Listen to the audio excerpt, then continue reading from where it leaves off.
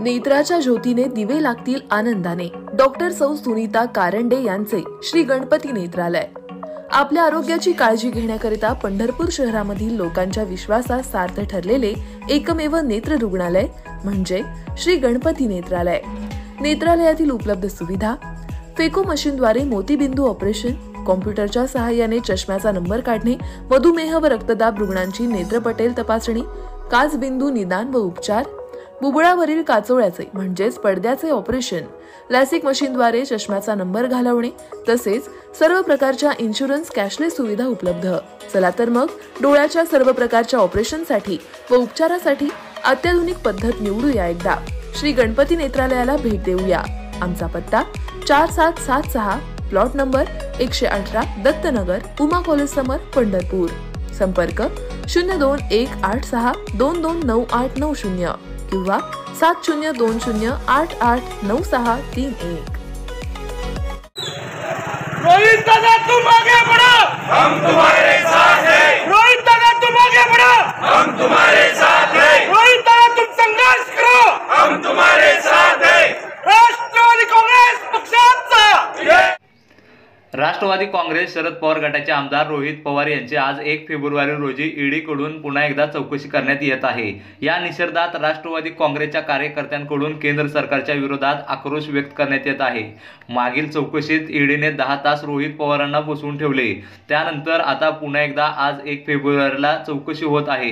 केंद्र सरकार सातत्याने रोहित पवार यांच्यावर दबाव तंत्र आणत आहे। या पार्श्वभूमीवर राष्ट्रवादी नेते चेअरमन अमित पाटील यांच्या वतीने एक आरती दादांसाठी या माध्यमातून आमदार रोहितदादा पवार यांच्यावर सुरू असलेली ईडी कारवाईसाठी विठ्ठलाकडे साकडे घालून या कारवाईचा निषेध करण्यात आला आहे। यावेळी अमर पाटील यांनी आमदार रोहितदादा पवार यांना लढण्यासाठी बळ मिळावं, लोकशाही टिकावी आणि या राज्य आणि केंद्र सरकार यांना चांगली बुद्धी मिळू दे असे साकडे राष्ट्रवादीच्या वतीने महाआरती करून विठ्ठलाला घालण्यात आले आहे।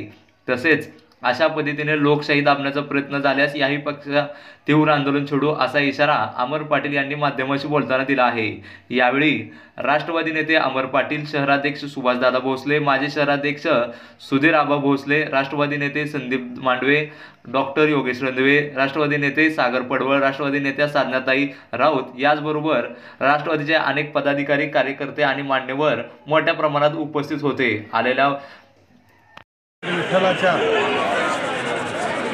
पंढरपूरमध्ये कर्जत जामखेडचे आमदार, महाराष्ट्राचे तरुण कर्णधार नेतृत्व रोहितदादा यांच्यावर ईडीच्या चौकशा आणि त्यांचा आवाज व या महत्त्वाचा आवाज दाबण्याचा जो प्रयत्न त्या कारवाईत होत आहे याचा आम्ही वा विठ्ठलाची आज या पंढरपूरला महाआरती करून आम्ही विठ्ठलाला मागणी केलेली आहे की या चौकशीच्या त्याच्यातून रोहितदादांना आपण लढण्याचं बळ द्यावं, तसेच या सरकारला आपण चांगली बुद्धी द्यावी की ह्या देशात लोकशाही ही टिकावी आणि त्यासाठी या सरकारला आपण सुबुद्धी द्यावी असं आम्ही विठ्ठलाकडे मागणी केली। या कारवाईचा आम्ही तीव्रतेने यापुढे निषेध व्यक्त करू, तसेच तीव्रतेने यापुढे जर या कारवाई चुकीच्या पद्धतीने चालू राहिल्या आणि लोकशाहीचा आवाज दाबण्याचा प्रयत्न